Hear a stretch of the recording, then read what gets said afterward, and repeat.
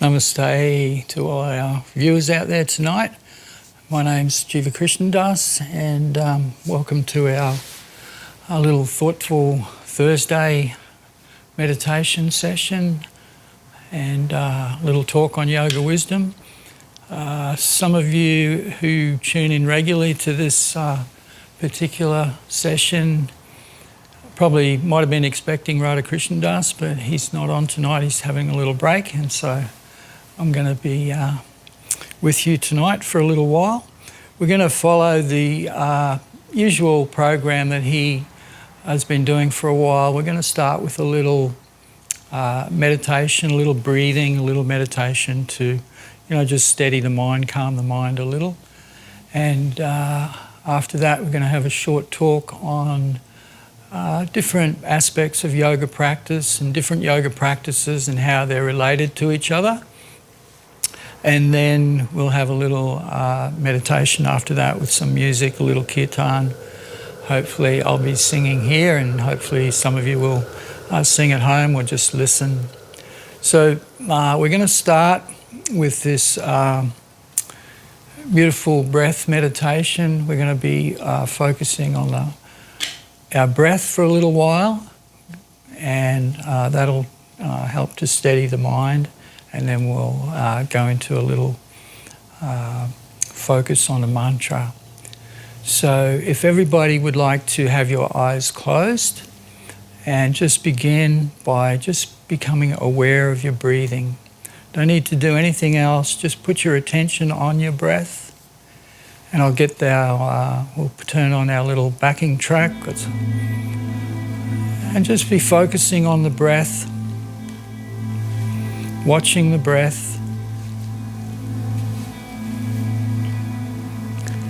and as you're watching the breath in this way, you should be able to notice quite quickly that your breathing will slow down and it'll become deeper.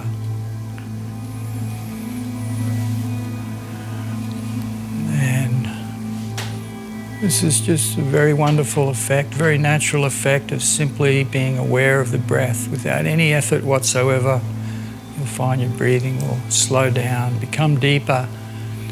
And as you go on like this for a little while, you'll find that your body will start to relax. Maybe your shoulders will start to drop a little. Tension will leave them. This is quite common. And your mind will start to calm a little as well, just simply by focusing on the breath. And if you're not doing it already, there's one little adjustment you can make. You can breathe in through the nose. Most yoga breathing is done through the nose like this.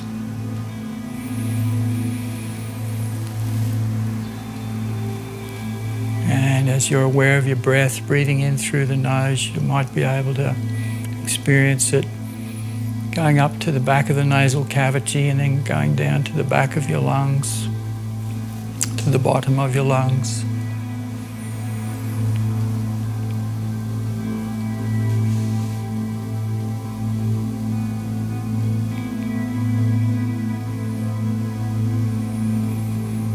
So you can notice the enlivening nature of the inward breath, especially when we're breathing in through the nose. We're not only taking in the normal air, which taking in the oxygen and so on, which invigorates the body, but we're also breathing in chi or prana, the subtle energy that pervades all material nature. And especially when we're breathing in through the nose, we're taking this subtle energy directly into our meridian system. And so this is why breathing in through the nose is so important in most yoga practice. So feeling the enlivening effects of the inward breath. If you like, you can imagine that breath just spreading right throughout your whole body. And then on the outward breath, Just release, let your outward breath just drag out any tension you may be carrying.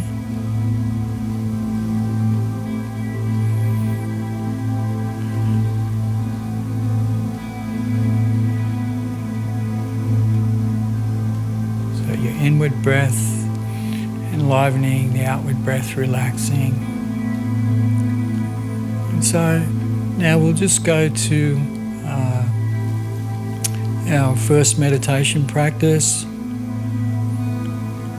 Our inward breath, we'll just take a nice inward breath. On our outward breath, we're going to say this beautiful yoga mantra, Gauranga. Gauranga. It's a yoga mantra which means the golden one. So what we're going to do tonight is I'll just half sing, half say the mantra, and if you like you can just listen, or you can try and keep in tune with me as you like. Either way is going to be fine. So we'll do this for about 5 minutes.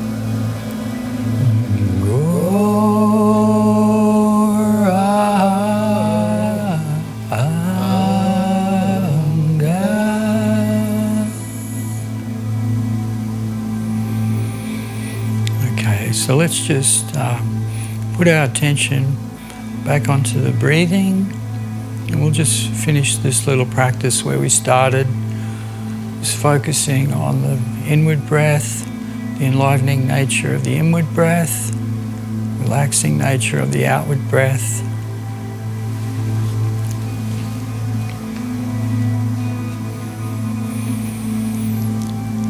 And whenever you're ready, we can just gradually open the eyes, become aware of the external environment again.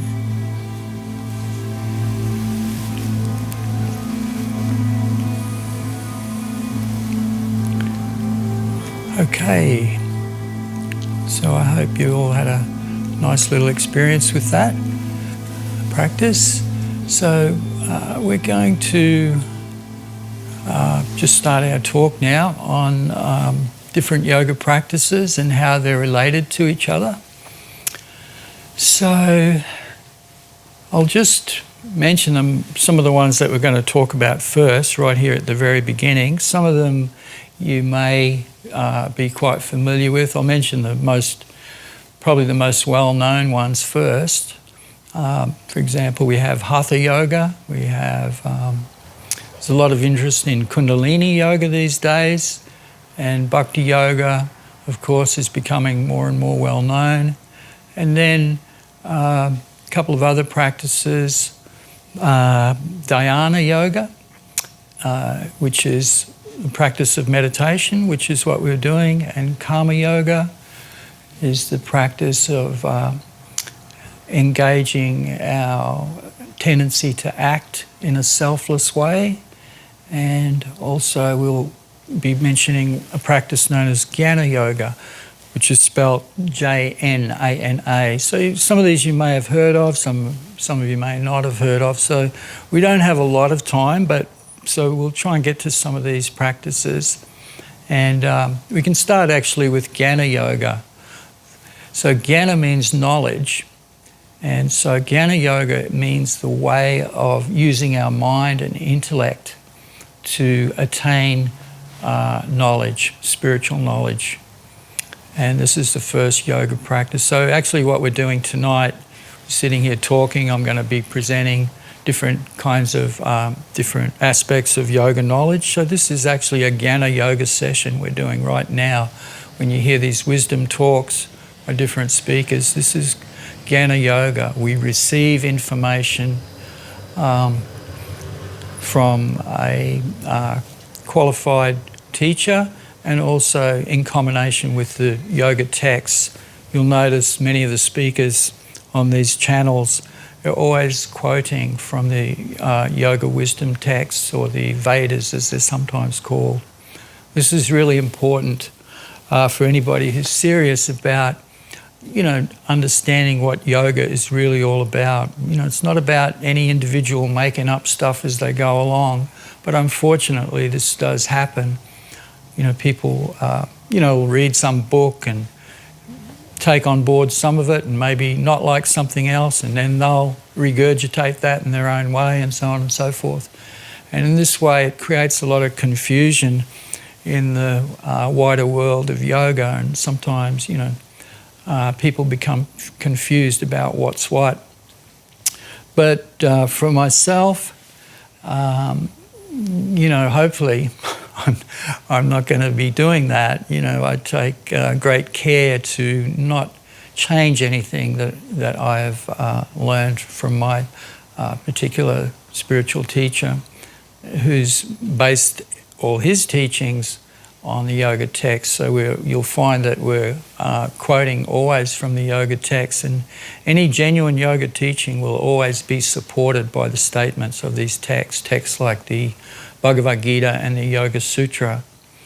So in this way, a person can feel confident that they're actually receiving, some genuine information which will actually be very helpful. So Jnana Yoga, knowledge.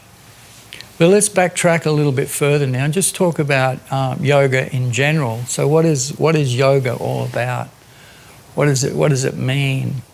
So when we talk about yoga, I'm going to practice yoga, it's automatically implied that, we're going to try and improve our life in some way, improve the quality of our life.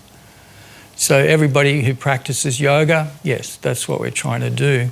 But then you look at this statement, quality of life, and that brings that's another whole discussion in a sense, because quality of life will mean different things to different people.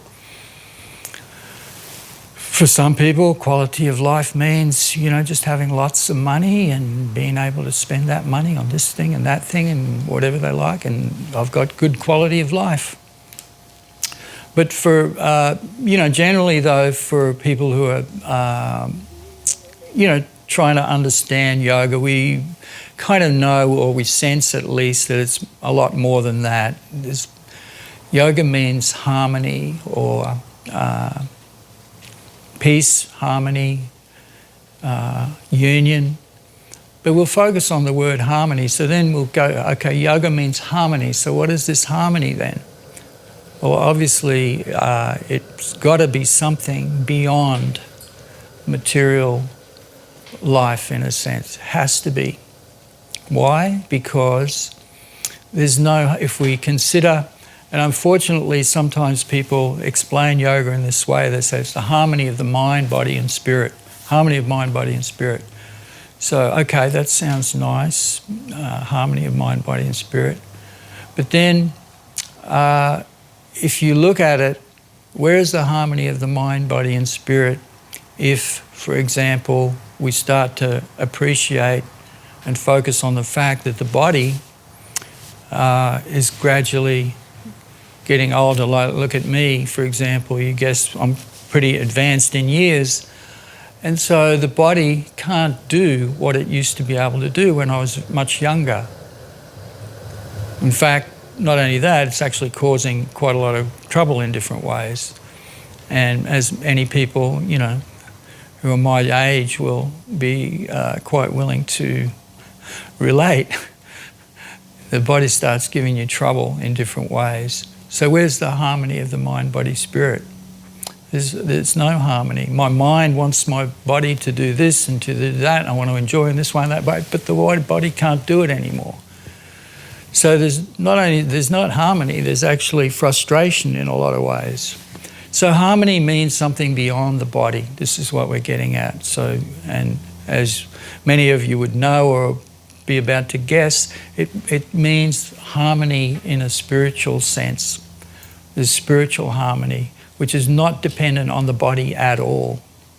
So in this way we can appreciate that yoga is about transcending material nature in a sense, which is full, which by nature is got all kinds of, it's filled with anxiety and so on. Take for example, you know, people who are, you know, reject what I'm just saying. There is no such thing as spiritual reality or spiritual knowledge. No such thing. There's just material nature and that's it.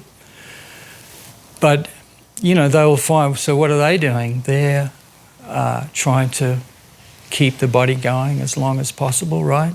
Spend so much time trying to keep the body young, trying to keep the body fit. After all, this is me. I'm my body. This is how I get to enjoy life. I enjoy through my senses. I enjoy seeing things. I enjoy hugging and touching and hearing nice sounds and so on. But as your body starts falling apart, then all this, you become frustrated because all this material enjoyment becomes more difficult. So sometimes, you know, when I or others talk like this, people you know, see it as being very negative. You know, oh, don't talk about this. This is, you're so negative and so on. This is very bad what you're saying. But it's not negative at all. It's the reality. And we say it in the same way that, you know, if you go to a doctor and you've got some problem, you've got some disease, you don't want the doctor to, you know, not tell you the truth. You want to know the truth about your condition so you can act on it. So similarly, yoga knowledge is like that. We, as bitter as it may be to some people to hear this, to say it up front like this, that, you know, your material situation is going to gradually erode, and then we must say it so that, why? So that a person can actually take the correct course. They can actually take the treatment which is going to solve this problem. And so I'm starting to get off the track a little bit, and we're going to run out of time very quickly. So I want to, you know, let's start talking about some of the different yoga practices that can help us tune into our spiritual nature and make it so that we can transcend the material situation. So it's a really important point to understand. A lot of times people think that yoga is going to solve the problems. It's going to fix all your problems. I've actually heard, big yoga asana masters talk like this. And they advertise asana practice in this way. You practice asanas and you won't get old and you won't get sick and so on and so forth. And of course, those guys got old and they got sick, and of course their bodies gradually went the way everybody goes. So, we shouldn't get sucked into this kind of hype that yoga's going to solve all your problems. It's not going to solve all your problems, but what it will do, it'll make it so that you can transcend your problems. So a person with transcend means to attain spiritual realization, to transcend material understanding and to attain spiritual understanding. And I'll just quickly mention a really nice analogy that my spiritual teacher gave many, many years ago. So transcending means to rise above. So and the example is that just like a lotus rises above the murky waters of a pond, similarly a person can transcend the problems of material existence, which are many. It's full of frustration. We won't go into them all, but basically they can all be summarised with one word: temporariness. Material nature is temporary, whether you look at your own body, whether you look at your social situations, everything is temporary, and temporariness means anxiety. We're all looking for a solid platform of life where we can, just... Isn't it true? They call it the great Australian dream or the great American dream or the wherever we live. That's the dream. We're looking for a nice place to live. We're looking for the perfect partner we can hold on to. We're looking for a good income. We want our material situation to be nice and solid. And of course it never is. It's not. And this is... So again, I get into big trouble for saying this. People don't like it, but we say it. The temporariness of material nature brings anxiety. So yoga means all the different yoga processes are meant to make it so that we can transcend this anxiety by being situated on a truly solid platform of life, and that is the spiritual platform. So let's start with Jnana Yoga, like we're saying, knowledge. So we're speaking yoga knowledge. And so a person can rise above, the problems of material nature by simply, in the beginning, by hearing about this knowledge with faith. If you hear about the spiritual reality and you accept it, even if you suspect it, you might not even fully accept it, but even just, I want maybe, even that thought, even that little movement is actually very liberating, and it gives one great hope and it gives one great relief. So I've got this, talking about these quotes, so I've got the first one I'm going to read is more or less a description of this process of Jnana Yoga, very wonderful quote from the Bhagavad Gita. When you are situated in the boat of transcendental knowledge, you will be able to cross over the ocean of miseries. So it's really important, we can consider this, the actual way this verse is spoken. When you are situated in the boat of transcendental knowledge, then you will be able to cross over the ocean. So there's two aspects of this. There's the getting into the boat of knowledge, that's liberating in itself. And then there's, going further, acting on that knowledge. So Jnana Yoga is kind of like the foundation of so many other yoga actual practices. So we have an understanding, there's a distinction between me and my body. And then from there, okay, what do I do with that knowledge? Unfortunately, a lot of people don't do anything with it. They have that knowledge and probably, many people, most people who are, practicing yoga for some time will have that understanding. It's not uncommon. So I'm spiritual in essence and I have my body. So what do I do with that understanding? Well, if we're truly, if we want to follow the yoga practices, the true path of yoga, then we'll act on that in a spiritual way. We'll begin to consider questions like, okay, I'm spiritual in essence, now where have I come from? Am I just self-manifested, or am I, part of something greater than myself? And the answer, of course, is yes, we are. We're a little spark of the Supreme. We're a little spirit. We're kind of like a little mini spirit, and we're that is manifested from a Supreme Spirit. And with this further understanding, that's when we can really take to yoga practice, and we can start to engage in what's known as Dhyana Yoga, or meditation. So what do we meditate on? We meditate on the Supreme, the original cause, or the source of all spiritual and material energies. So this dhyana is done in different ways. In modern times, as many of you would know, where we practice with this kirtan meditation, as we'll do at the end of the session. I'm sure many of you have done that. But I'll just talk a little bit about, this is another, and this will bring in a couple of other yoga practices. As this dhyana or meditation was done in olden times, in fact through most of yoga history, and dhyana was a part of another yoga system called Ashtanga Yoga. Ashtanga Yoga meaning, Asta means 8, and Anga means limbs or branches. So there's this Ashtanga system is an 8-branched system of yoga.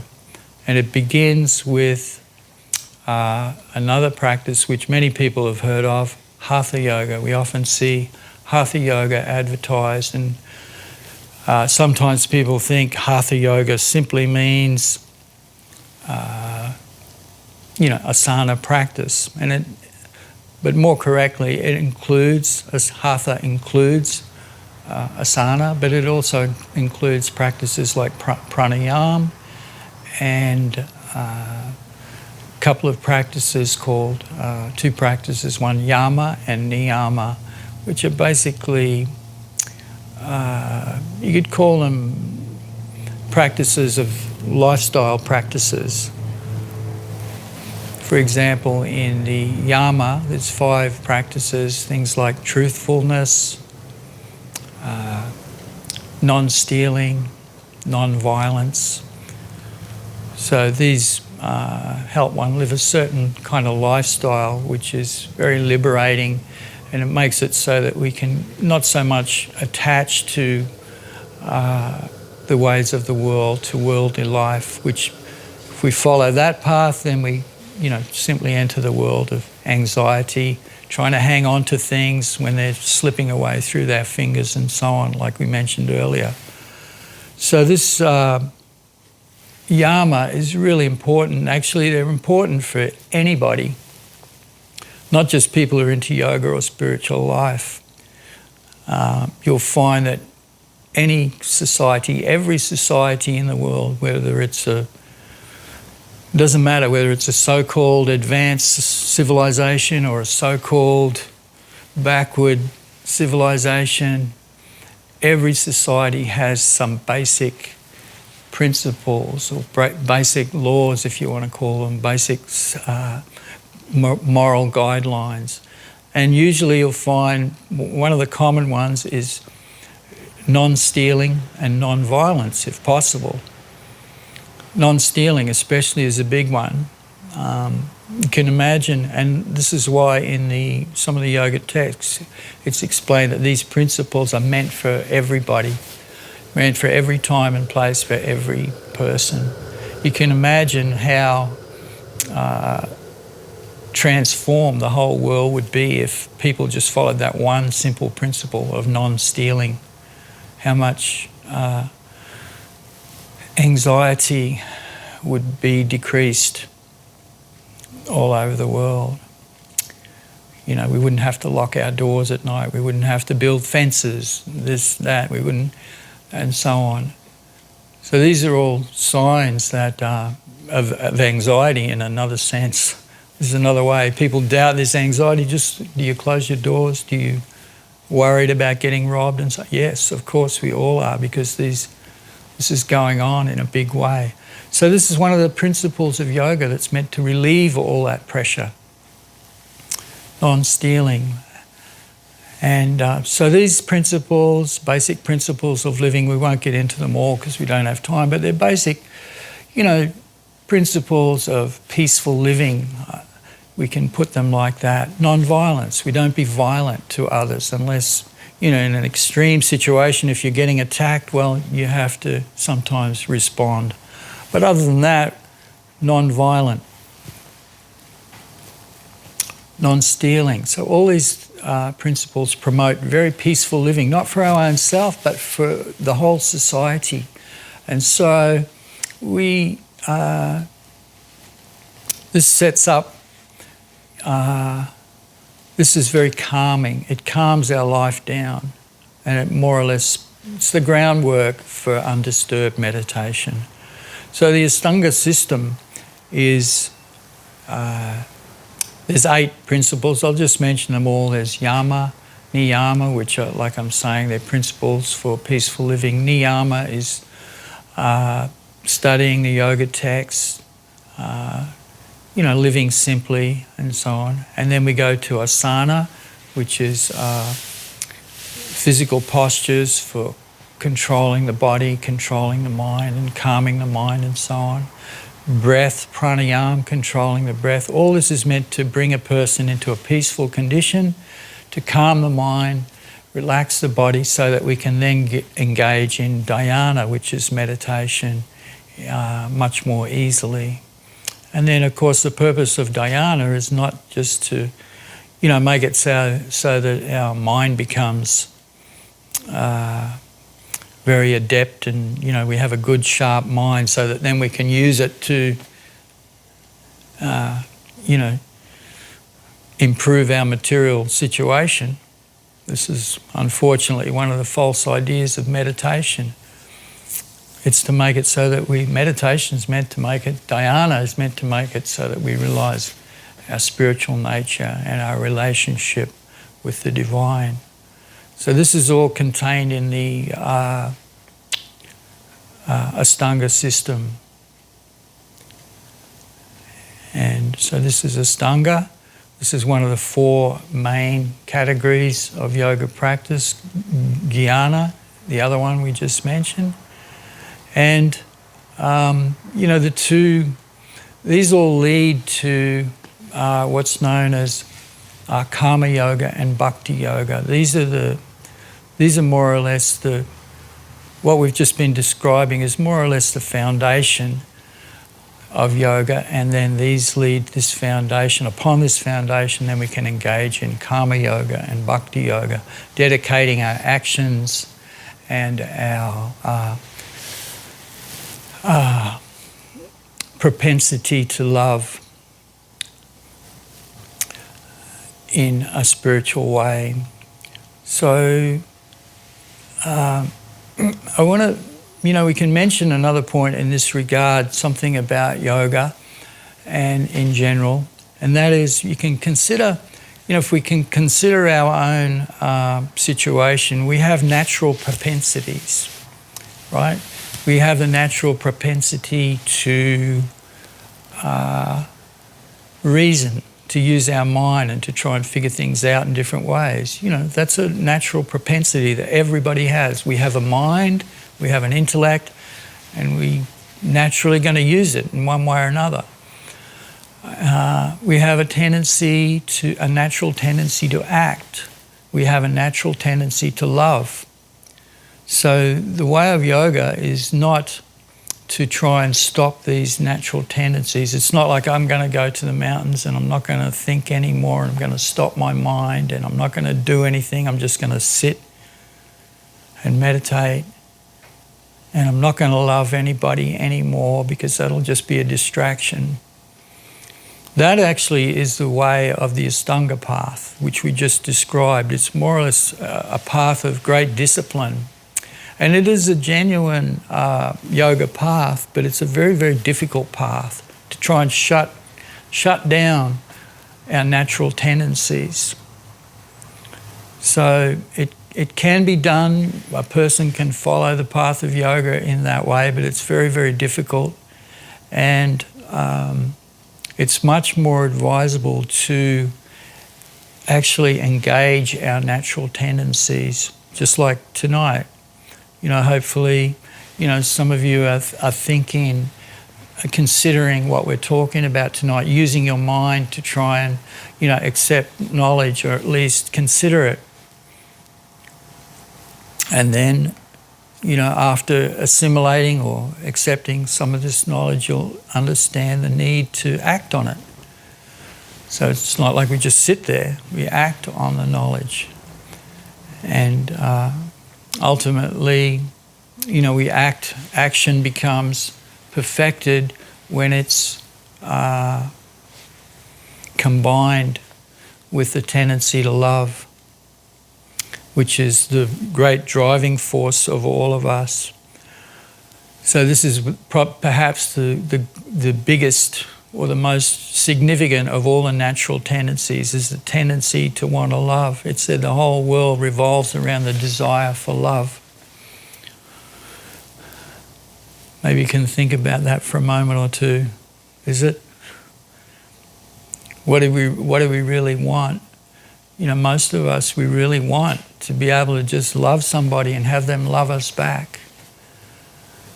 So when this propensity to love is directed spiritually towards the Supreme, then, this is the perfection of this desire to love. How many of us know, how many of you listening here now know of somebody who's gone into a relationship thinking, yes, I'm going to love, oh wow, we're in love, and so on.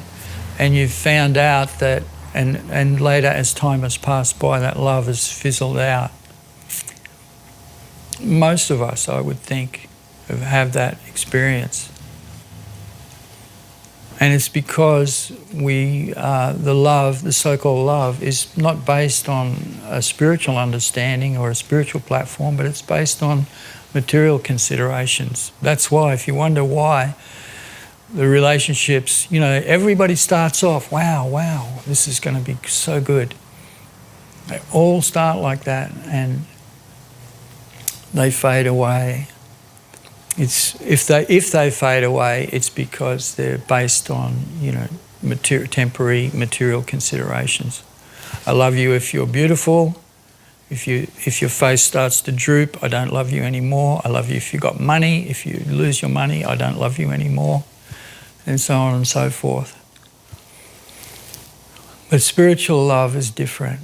It's based on who we really are. We're spiritual in essence, and all our temporary material situations don't really count. So I hope this has been a little bit informative, at least for a lot of you.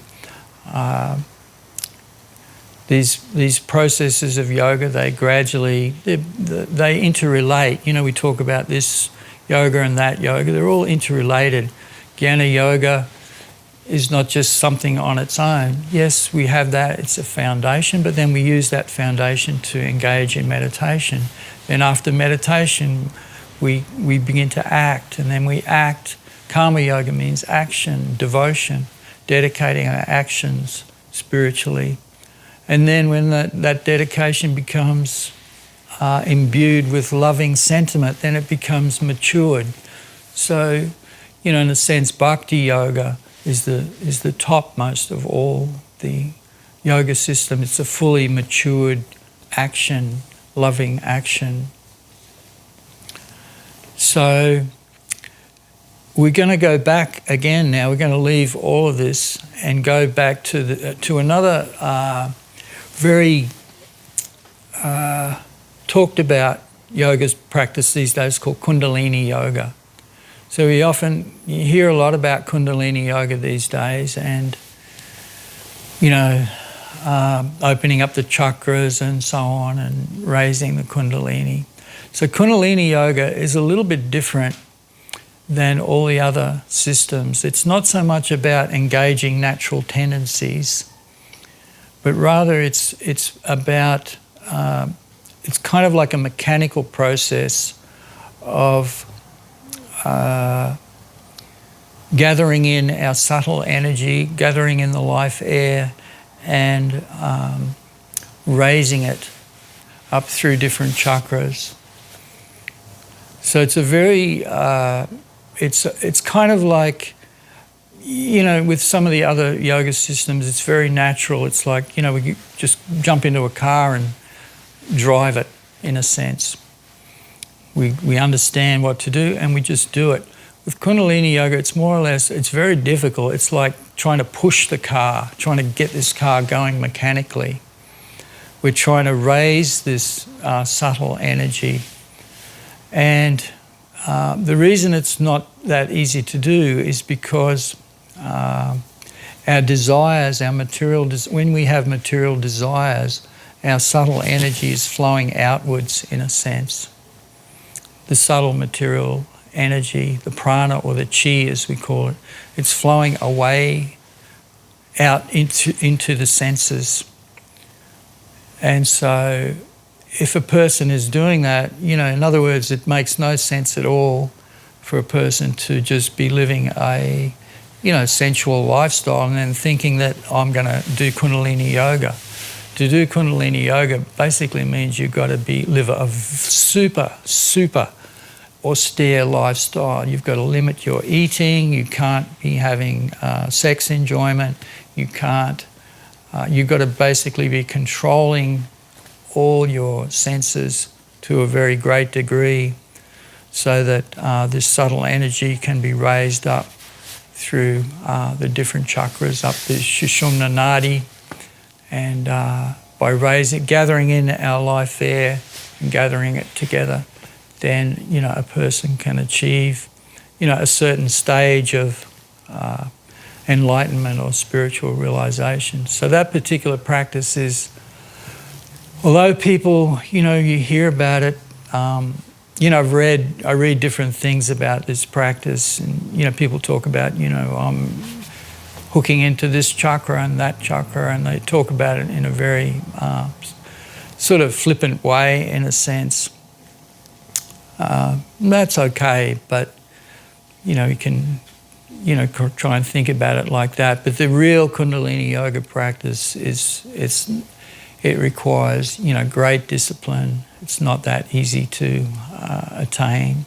So generally it's not advised, people are advised not to worry about it, but rather the best way of yoga is to simply engage directly in the practice of meditation, to have a loose understanding or have a general overview of a lot of these practices, all the different yoga systems, understand where they fit with each other, understand that they're all valid in their own way and that they can help in different ways. But, if we're truly, once we understand the bigger picture and how this one is and how that particular practice is, we can just go straight to the essence, really, and go straight to the practice of Bhakti Yoga, go straight to the direct practice of meditation.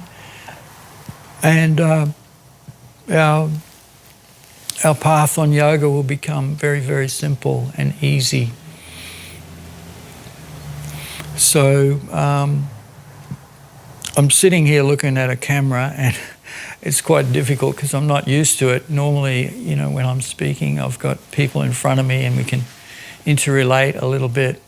And but obviously we can't do that tonight. So I hope this has been a little helpful, maybe a little interesting for you. And so we're going to finish off tonight with some meditation. This is my, one of the things I learned about yoga was my understanding of yoga is not that deep. I was never, probably not that interested as what I should have been, but it's sufficient to get me going, and it's sufficient to actually make it so that even though, I may not be adept in every single yoga practice, having understanding of what's of real importance, what's the core, what's the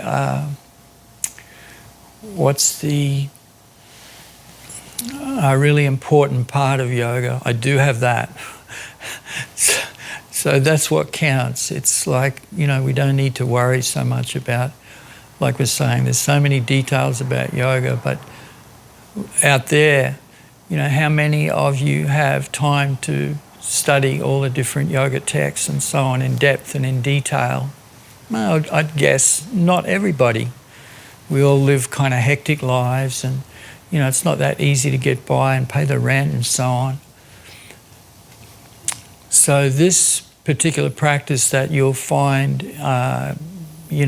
actually I'm not sure where this little broadcast is going out to, but most of the other people broadcasting or giving these little talks in this particular, through this particular outlet, most of them are all focused in this way. We're focused on the essence of yoga, and we can go straight to the apex of yoga very, very quickly by this practice of kirtan, which we're going to do for a little while now to finish off. So kirtan, it was introduced, just for maybe some of you have not heard of this before. Kirtan is a very, very easy yoga practice, the easiest yoga practice, and it makes it so that we can actually, all the benefits of all these other practices that we've talked about are all contained in kirtan, in simply meditating on these beautiful yoga mantras or names of the Supreme. And we can simply, by focusing on these mantras, we can directly experience our natural, inherent relationship with the Supreme Soul. After all, we talked before, there's a difference between you and your body. I'm spirit. So where's the spirit? Where's the me come from? Where's the little mini soul, spiritual me come from? We're a little spark of the Supreme Soul. And so this is the harmony. So people want to know what's harmony? What's the yoga harmony? Harmony means that the soul, you, myself, the spiritual soul, ourselves, we tune into our natural relationship, our inherent relationship with the divine, with the Supreme Soul. There's the harmony. There's the only harmony. There's no other harmony. You try and find harmony anywhere else, you're just going to be full of anxiety. Try and find it, we reject. So somebody says, no, I don't believe all this. I don't accept this idea of the spiritual soul and the being united with the Supreme Soul. Okay, you don't accept that. So where do we go from there? Oh, I'm going to try and find harmony in material situations.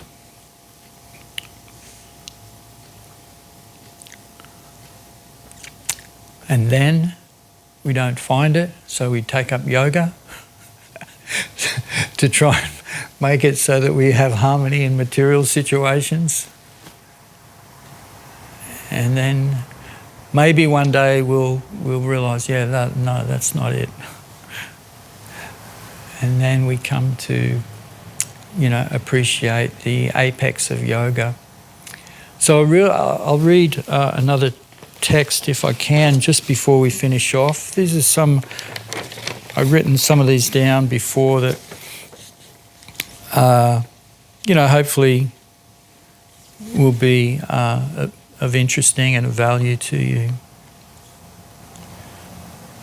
So I'll just read one. This is probably, one of the verses which captures the whole essence of yoga, the yoga path. So this is, Krishna says in the Bhagavad Gita, "And of all yogis, those who always abide in me with great faith and who adore me with spiritual love are most intimately united with me in yoga and are the highest of all." And so previous to that, in the previous verse, I haven't got it with me, but it was said that, there's this Bhakti yogi, the one who is engaged in loving devotion to the divine, is greater than the ascetic, greater than the man of knowledge, greater than the man of action. They're all leading up to this path of loving devotion.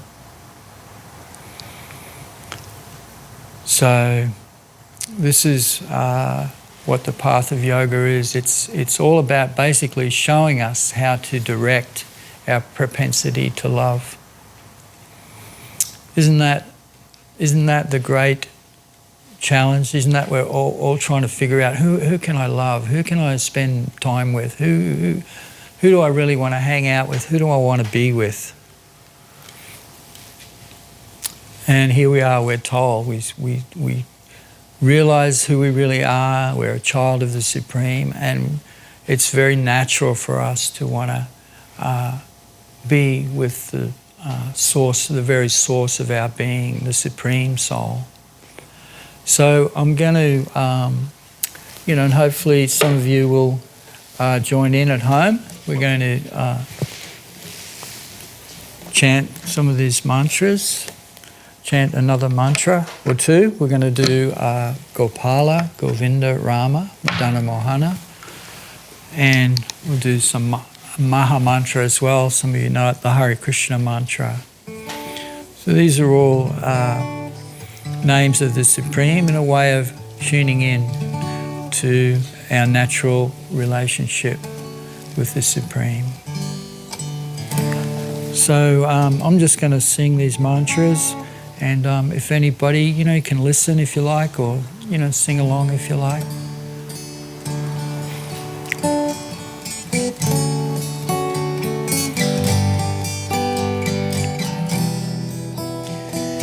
Gopala, Govinda, Rama, Madana, Mohana, Gopala, Govinda, Rama, Madana, Mohana, Gopala, Govinda, Rama, Madana, Mohana, Gopala, Govinda, Rama, Madana, Mohana, Gopala, Govinda, Rama, Madana, Mohana, Gopala, Govinda, Rama, Madana, Mohana, Gopala, Govinda, Rama, Madana,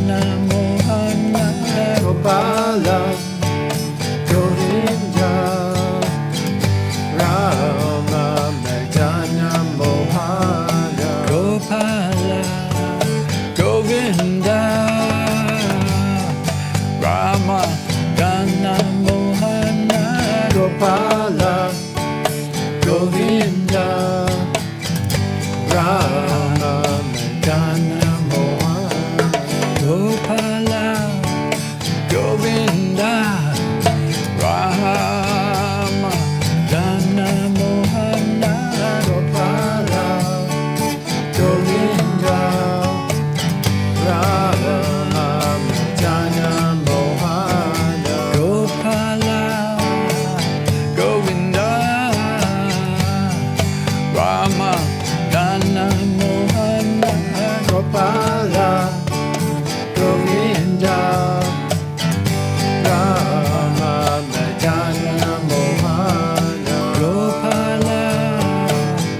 Govinda, Rama, Dana, Mohana, Gopala, Govinda, Rama, Dana, Mohana, Gopala, Govinda, Rama, Dana, Mohana, Gopala, Govinda, Rama, Dana, Mohana, Gopala, Govinda,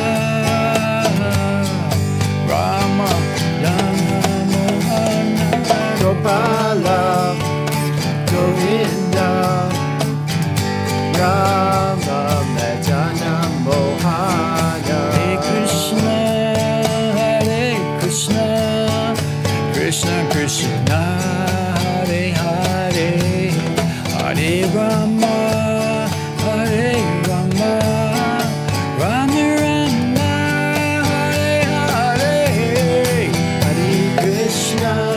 Hare Krishna, Krishna Krishna, Hare Hare, Hare Rama, Hare Rama, Rama Rama, Hare Hare, Hare Krishna, Krishna Krishna, Hare Hare, Hare Rama, Hare Rama, Rama Rama, Hare Hare, Hare Krishna, Krishna Krishna, Hare Hare, Hare Rama, Hare Rama, Rama Rama, Hare Hare, Hare Krishna, Krishna Krishna, Hare Hare, Hare Rama, Hare Rama, Rama Rama, Hare Hare, Hare Krishna, Krishna Krishna, Hare Hare, Hare Rama, Hare Rama, Rama Rama, Hare Hare, Hare Krishna, Krishna Krishna, Hare Hare, Hare Rama, Hare Rama, Rama Rama, Hare Hare, Hare Krishna, Krishna Krishna, Hare Hare, Hare Rama, Hare Rama, Rama Rama, Hare Hare,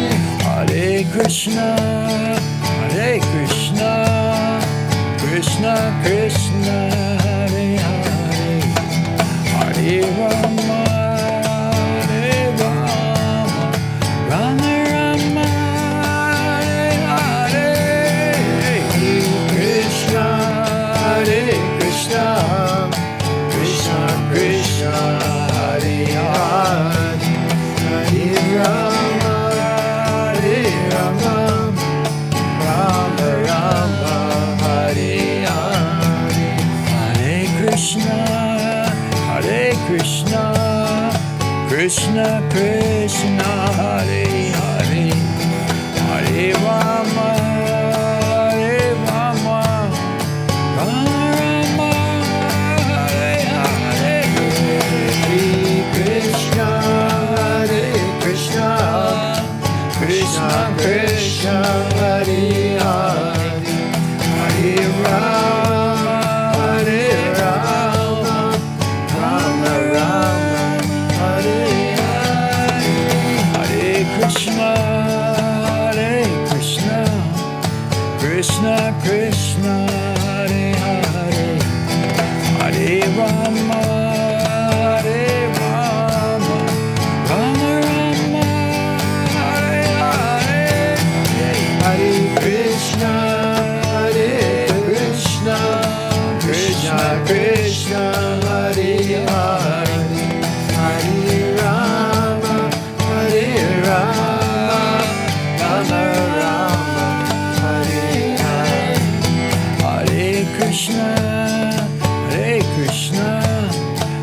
Krishna Krishna Hare Hare Hare Rama Hare Rama Rama Rama Hare Hare Hare Krishna Hare Krishna Krishna Krishna Hare Hare Hare Rama Hare Rama Rama Rama Hare Hare Hare Krishna Hare Krishna Krishna Krishna Hare Hare Hare Rama Hare Rama Rama Rama Hare Hare Hare Krishna Hare Krishna Krishna Krishna Hare Hare Hare Rama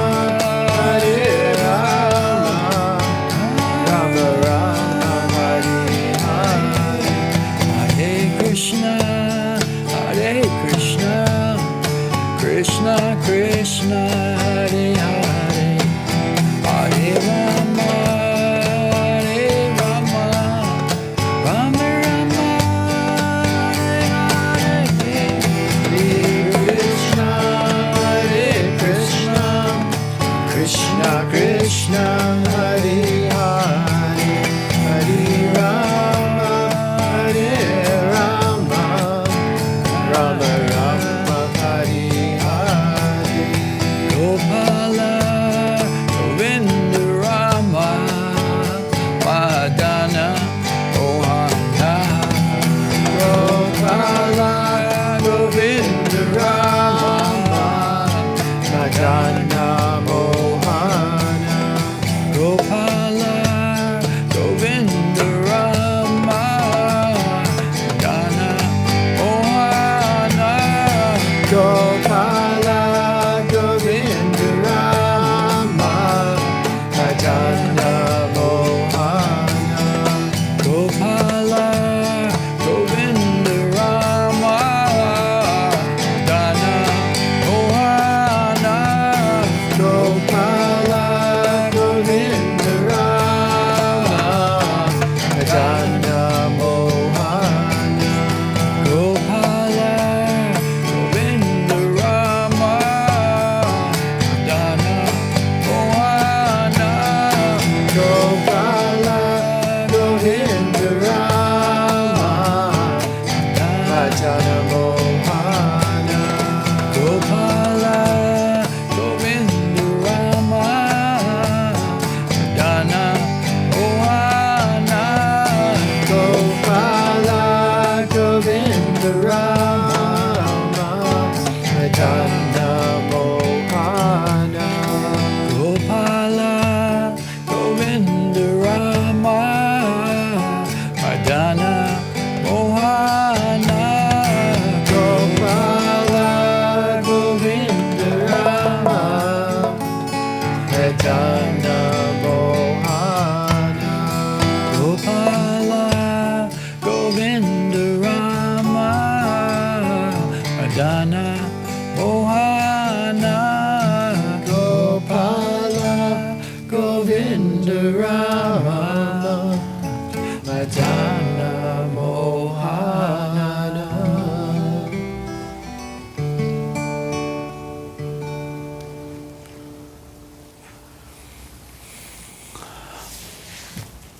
Okay, everybody out there,